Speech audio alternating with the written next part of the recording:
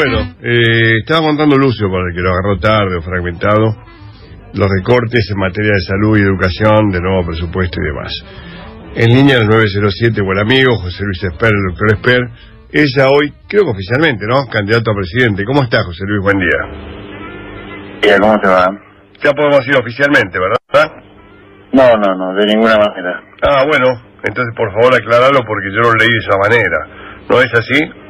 No, lo que hay sí, en mi caso, es una vocación de armar un espacio que conjugue las ideas de los países que hacen las cosas motivo por el cual les va bien, cosas en las cuales yo siempre he pensado, he creído, sobre las cuales he escrito un libro, Argentina Demorada, pero la idea no es un proyecto personal de ninguna manera, sino todo lo contrario, incorporar a la mayor cantidad de gente que piense en estas cosas que hacen que los países prosperen, ¿no? Una economía abierta al mundo, un Estado con un tamaño pagable, no este Estado que nos devora impuestos y por si fuera poco tiene déficit y cada tanto tiene crisis, y leyes en general del movimiento de los mercados mucho más modernas que las que tenemos, motivo por el cual tenemos, no sé, un tercio de la población pobre y un tercio de los trabajadores trabajando en negro, ¿no?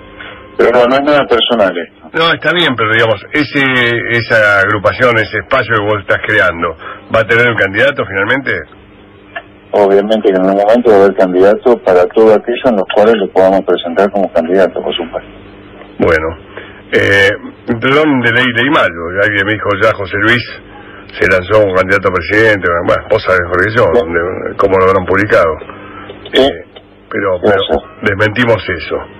Bueno, ¿cómo estamos después del anuncio del fondo de ayer? ¿Estamos igual? No, igual, yo te diría, habiendo anunciado la directora gerente del fondo hace un mes un acuerdo con el gobierno argentino, lo de ayer era un mes formalismo, no había nada que temer de la reunión de ayer del directorio del fondo, ¿no? A ver, para que la gente entienda un poco o sepa, en el fondo vos tenés como tres estructuras, si querés. Primero, que el fondo es una cooperativa de países, ¿viste? Hay dos países son los que ponen plata para que un país en problemas por lo menos capee el problema, no digo que lo solucione, pero que sí lo capee.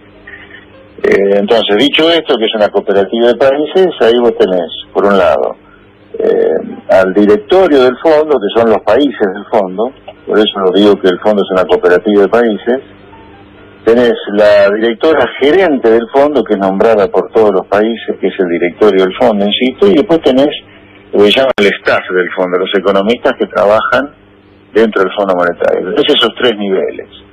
Cuando el director gerente anuncia un acuerdo con un país, después de haber trabajado con el staff del fondo, el directorio lo aprueba, es un mero formalismo. El director gerente es un empleado directo de los países del fondo. El director gerente no hace nada sin que los países del fondo estén de acuerdo, al menos los más importantes, los que definen la votación dentro del directorio del fondo acerca de si se lo apoya o no a un país.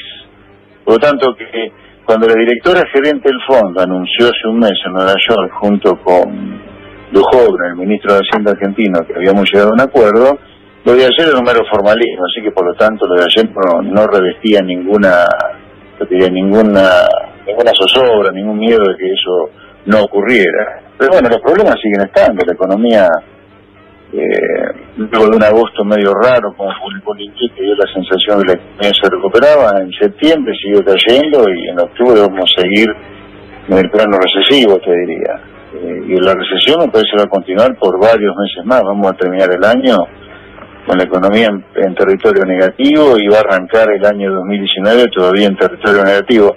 Esto, en términos de hablar de los escenarios más probables que pueden ocurrir, más allá de los de cada uno, ¿no? En términos profesionales, yo te diría la recesión por los próximos meses va a continuar sin ninguna duda.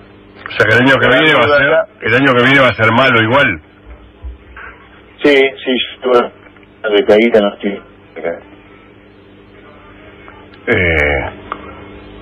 Perdón, ¿me escuchamos? Yo te escucho, sí, no, vos me preguntaste, yo te respondo. No, pero disculpa. Yo creo que el escenario más probable es que el año que viene la economía vuelva a caer como este año.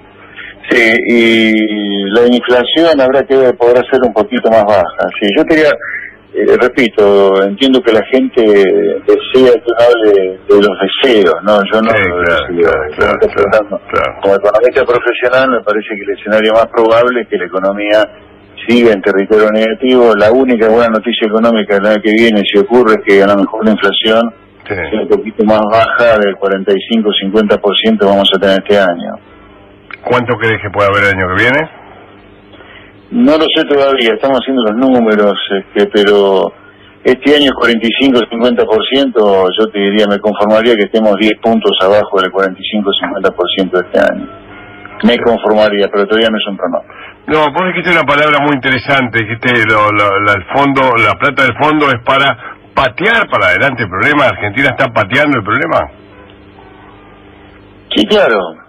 Lo único que ha hecho Argentina, a lo mejor lo único que ha hecho la política argentina es hacerle creer a la gente, una vez más, y en esto más que ha sido lo mismo que cualquier gobierno anterior, que si se toca el gasto público se prende fuego el país. El país se prendió fuego igual, el dólar pasó de 20 a 40, liquidaste los salarios reales, liquidaste los ingresos de la gente, están cerrando comercio, la economía está en una recesión formidable, porque, bueno, la política le hizo creer otra vez el cuento del tío, que si se toca el gasto público se prende fuego el país se prendió fuego igual, terminamos en una recesión.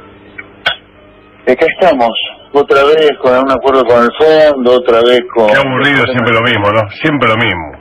Exactamente. Si haces siempre lo mismo, obviamente va a terminar haciendo siempre, tratando de subsanar los problemas que genera hacer siempre lo mismo, y acá estamos con Argentina. ¿El efecto Bolsonaro puede llegar a la política y economía argentina en algún momento?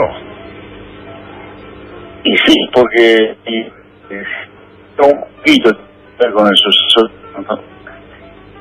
Digamos, Bolsonaro no es un outsider de la política, de toda la vida está en la política. Sí, ahora hace propuestas de outsider, eso sí es outsider. Pero Bolsonaro no es un outsider de la política en Brasil, hay que investigar un poco y te vas a dar cuenta que no es un outsider. Pero sí, las propuestas de hoy sí son outsider, y dada la decepción, que no quiere decir que se transmiten votos, cuidado, ¿no? Dada la decepción que hay en Argentina con el establishment político, puede haber un suceso Bolsonaro, pero te repito, decepción como hay en Argentina hoy hacia la clase política de parte de la gente, que la hay, la percibís, no quiere decir que se transforme en votos, ¿no? Porque si el gobierno hace bien la política y me sigue metiendo miedo con que si vuelve Cristina vamos a Venezuela, no puede asustar mucho a la gente y no darle chance, gato bien outsider de la política. El asunto es quién es el outsider de la política, porque para muchos era Macri un outsider de la política, no era un político pensar que Macri podía ser un outsider de la política era ser inocente. A ver, Macri es hijo de Franco Macri, un empresario, como yo lo denuncio, en la Argentina devorada, el típico empresario prebendario que ha hecho su fortuna con negocios al calor del Estado. Corruptos o no corruptos es otro tema. Pero acá nuestros grandes millonarios en muchos casos son hombres que son la antítesis de nuestros Bill Gates, ¿viste? Son tipos que han hecho negocios o con el Estado directamente o al calor de regulaciones y protecciones del Estado. Pensar que Macri, habiéndose criado en un ambiente como se crió y creciendo y entendiendo bien lo que hizo en la ciudad de Buenos Aires cuando fue jefe de gobierno, era ser un poco inocente, te diría. Macri es parte del problema, no de la solución, claramente. Como lo demuestra cómo hemos terminado. Aquellos que dicen que no es parte del problema, sino de la solución, yo me remito a que miren cómo hemos terminado, con inflación tan alta como en 2015, pobreza tan alta como en 2015 antes que se fuera Cristina, acuerdo con el Fondo Monetario, como hemos terminado siempre, ajustazos, devaluación, a la luz de los hechos, no fantasías. Yo veo mucho delirio místico en el argentino promedio. ¿Dónde está la diferencia de Macri con respecto a nuestra historia? Sí,